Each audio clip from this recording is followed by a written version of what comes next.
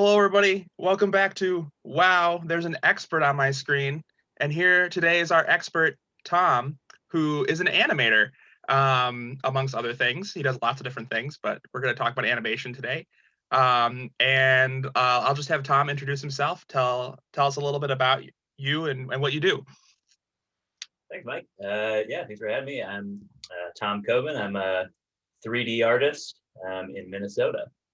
I've been doing freelance animation and motion design for the past 5 years or so. Before that, I was working at a video production company.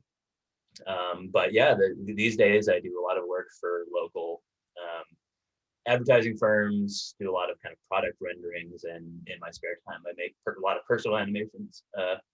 Just for Instagram and Twitter and TikTok, and YouTube, and all of it. So it's a fun time. Yeah.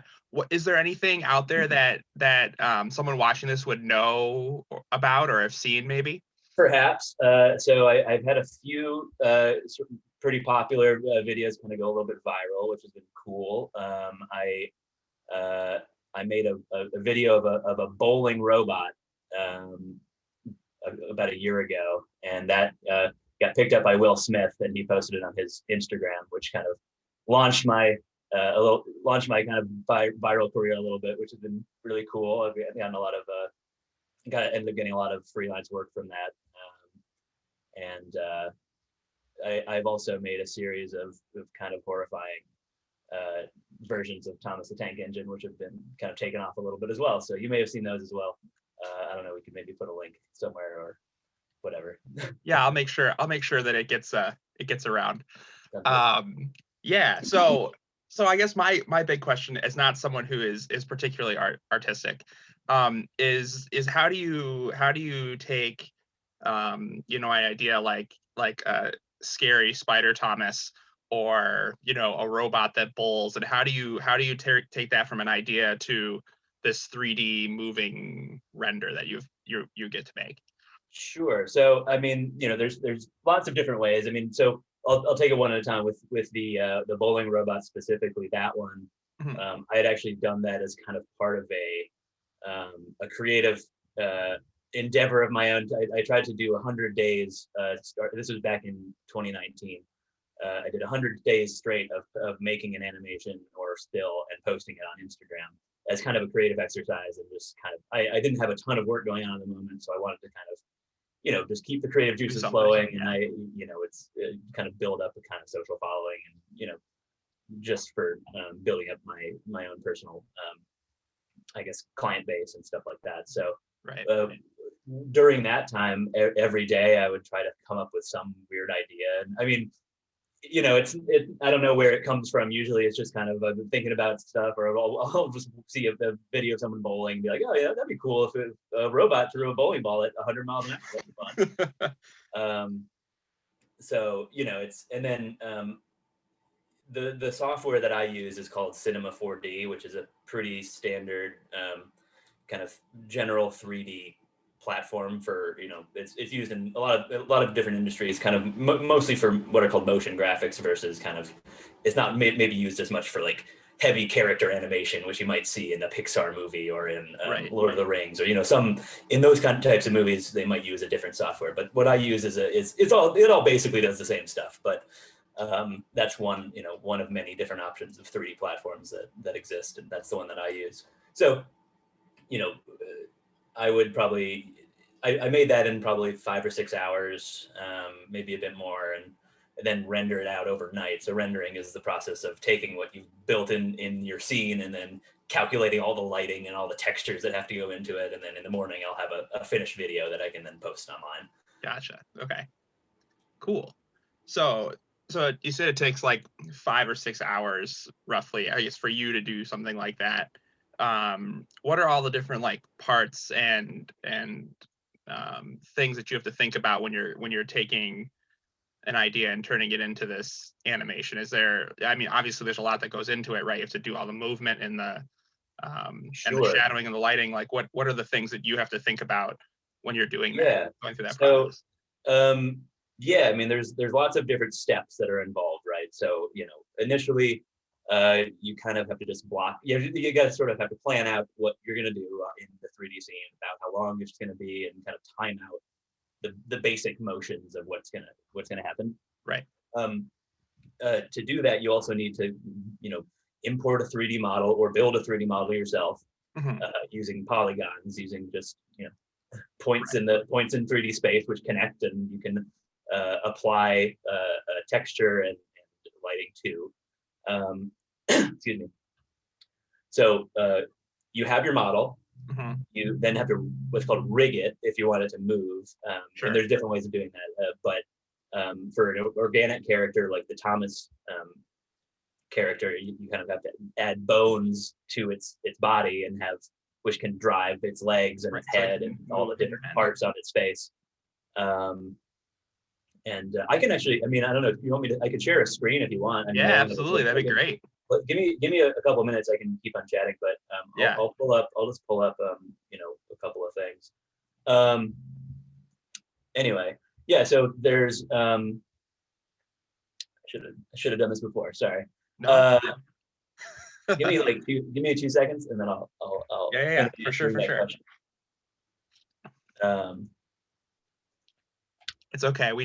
Being creative, part of it is never really planning ahead of time. So. Oh yeah, no, it's true. This is the problem with winging it. All right, let's do it. Where'd you go? Anyway, I'll continue looking for it, but there's many steps in the process. Let's see. Sorry, I wish I had it queued up for you here.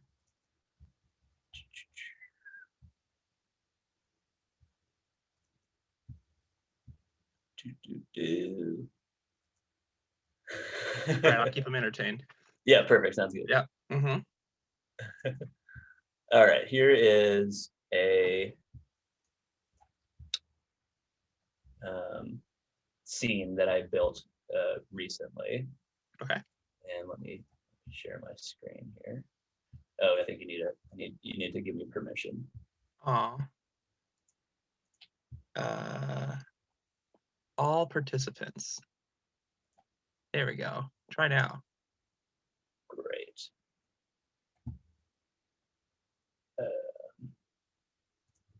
I promise this will be worth it. Oh, I'm assuming it will, because there we go. All right, you see what I'm... Hey, there you go. Okay. All right, so this is a scene I just built a couple days ago, and it looks kind of complicated, and it's going to take a second to kind of load up, but this is like kind of my user interface, right? So I would build a scene in here, and it'll look all kind of crappy for a while, and then I'll apply all the textures, and then the actual rendering process happens, and then once that happens, then it looks nice. Right. And in this case, I have Thomas comes out from this tunnel. Yeah. In this kind of horrifying way. Actually, let me show you first just the full video. Yeah.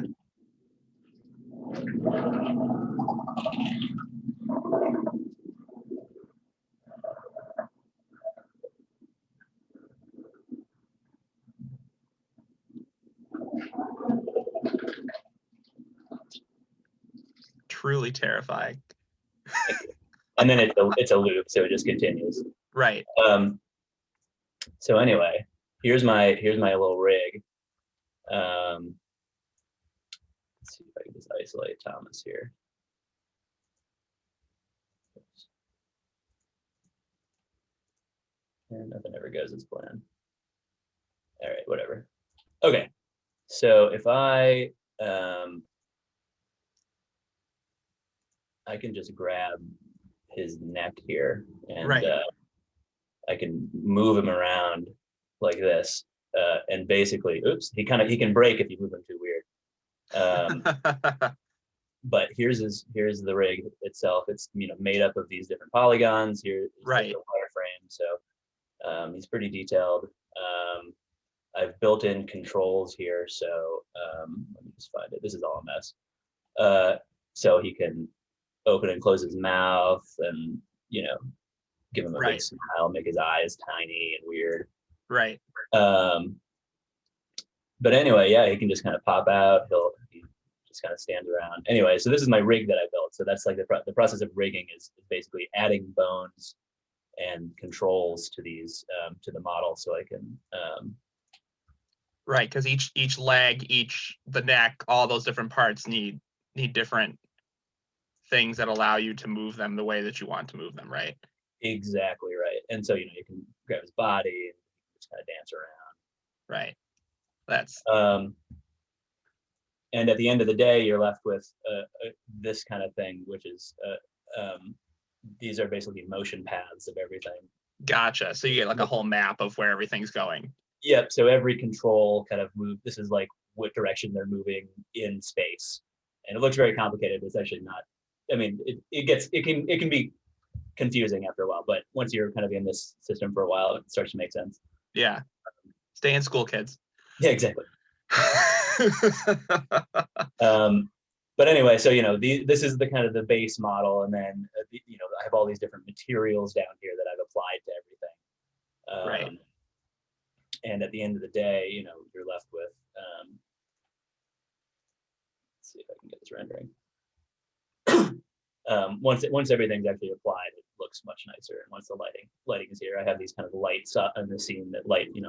Right. Light that's where the light's coming from, those spots right there. Yeah, this area, I have a couple in here just as like source lights. And, Gotcha. Okay. Kind of think of it as like a real space, and light it that way. So having some background in film, which I also do, is quite helpful in that you kind of can understand how you would light a scene in kind of an effective way. Right. You can see here that it's kind of grainy, but over time it kind of resolves itself into a much cleaner image. And so every frame in this case takes about a minute or two. And I would just let that go overnight. It's 500 frames, so it would take take like 6 or 7 hours. Right. But that's what you're left with. Sweet.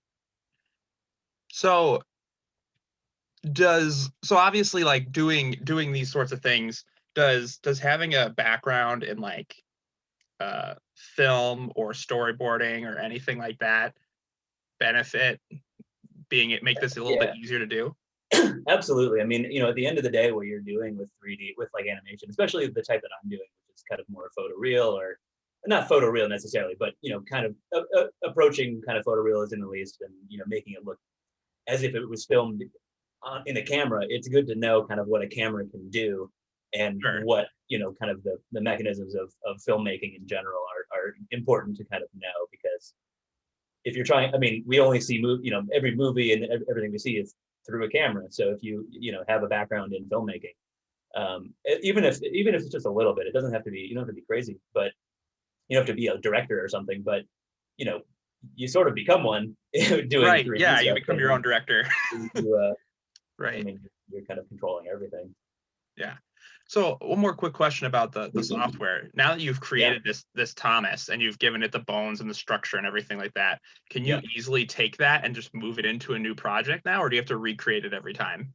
Oh, sure. Yeah. I mean, it's just, once the animation's there, you can copy paste it into another project as you want. Just change up the scenery, as I've done that before, or like, there's infinite things you can do in the medium. So you can make Thomas do all sorts of different things then. Oh, sure. Yeah, I've made several videos of this. That's fantastic. Yeah, it makes me think of like those Skyrim mods where they turn all the dragons into Thomas. Like that kind of thing. Like those are. Oh yeah. Yeah, but yours is way more terrifying. Thank you. Yeah, absolutely. So I guess the other major thing is people who I feel like there's a lot of kids these days who are like, I want to be a TikTok star, or I want to be a YouTuber, or I want to be involved in media in some way. What were kind of the steps that you took to get to this point, to be, what were the kind of the things that you had to learn and the things that you had to do to become a successful animator? Yeah, I guess I can just tell you about just my general background, I guess, so like how I got to this point. So I was always interested in film and animation in general. And you may remember when we were at Lawrence together, I was always making film and doing kind of personal projects just for fun. And at the time, Lawrence University in Appleton didn't have a huge film program. They ended up getting one like the year after I left. Yeah, I know, right? So I was pretty jealous about that one, but I mean, it's okay. I made the best of it, I think, and I was in the film production club, and there was a lot of other kind of interested people at Lawrence who I would make kind of personal projects with, and Right. that's kind of where I started kind of getting into 3D in general, just kind of on my own. So after that, during that time, I guess because I was interested in film, I did a lot of kind of work for Lawrence. I did some short documentaries for their website, and I ended up going after Lawrence. I ended up working at just a general kind of video production company. It wasn't animation focused, but I did become kind of their go-to animator because it's a pretty small video production house. So there I kind of I actually started most of the animation work I did because their company kind of worked with a lot of attorneys, and this is out in Connecticut. Right. So a lot of the work I was doing was accident reconstruction for court and for settlement documentaries, which we would produce. Right. So for instance, like someone gets in a car crash, and it's kind of complicated how it happened, and it's kind of hard to just describe. So I would make an animation of, the car came around this corner and, hit the other car exactly this way, and, stuff like that. Or like, sometimes it would be for a settlement where, someone was walking through a store and a pallet of boxes fell on them. Sure. Or something like that, where it's like a weird kind of mechanism. So, but with 3D, you can sort of fly the camera up and see exactly how it happened, and that stuff. So a lot of the work I was doing at that time was just kind of accident stuff, and then that kind of merged into started trying to I wanted to do kind of more fun stuff than that. I mean, it's not that I didn't enjoy it that much, but it's it's not particularly sexy work. So so I don't know, you could have become CSI, right? That's right. Enhance. Yeah. Enhance some more. Right. But after that, I was always kind of working on personal projects, but I wouldn't really share them, and I would just kind of just for fun and whatever. I wasn't really big on social media. Honestly, the biggest thing that happened in my career, I mean, was really just putting stuff out there into the world. Right. I mean, if no one sees what you're doing, like you're not going to get seen. Right. You can apply for jobs and stuff like that. Obviously, like if you have a reel, like the most important thing about working in a creative industry like this is building up your portfolio, building up a reel so you can share with potential clients or whatever. But it wasn't until the last few years that, I started really focusing on social media as like a platform to kind of share my stuff. Right. And that's where all this has come from. Like these last few years have been, I would say almost all my successes from that almost directly, because, I got a lot of new clients just from meeting people on Instagram. And I think, like I mentioned before, I did 100 days in a row. I'm still posting periodically, but not every day. It gets, that was great. It will end up stopping because I got work, it was also, it's a big prospect to do that every day for 100 days, but it was really rewarding in terms of just creatively. And then, but I started getting work from it, so I stopped doing it. But again, I still try to kind of post things here and there, and it's also kind of nice to be able to work on something for more than a day. Sort of create stuff like that. But at any rate, I mean, I would say, like with all that stuff, really it was the social media side of it that helped drastically. Yeah. So build a portfolio, be willing to share your stuff, keep working on it. Yeah. I mean, I feel like that's what most creative people need to do, is just be willing to share. The main thing is just keep creating. I mean, regardless of what it is, like you don't have to share everything, but like consistently trying to share your work is a really solid way to improve your work. Right. Because you get feedback, you get, you see what people what works. I'm not saying that you should try to pander to what people like necessarily, but it's good to see. I mean, it's fun to see, like, what reaction people have to your work, and it's really just a good way to make connections with other artists. So yeah, I mean, it's crazy. Yeah, it is crazy. Yeah. So if you are trying to look for things that Tom has done, I will link his stuff in the video description, so you will be able to see everything that I'll grab a few things here and there, and put kind of a little hodgepodge of his stuff together. And yeah, thank you so much for coming on and sharing your work and your knowledge with us. Oh yeah, my pleasure. Oh Thanks for yeah. having me. Yeah, cool. Well, this has been wow. There's an expert on your screen, and next time we'll talk to a new expert. I don't know who it's going to be yet because experts are busy, and nailing them down to talk with me for 30 minutes is harder than it sounds. But thank you all for watching, and we'll see you soon. Thanks everybody.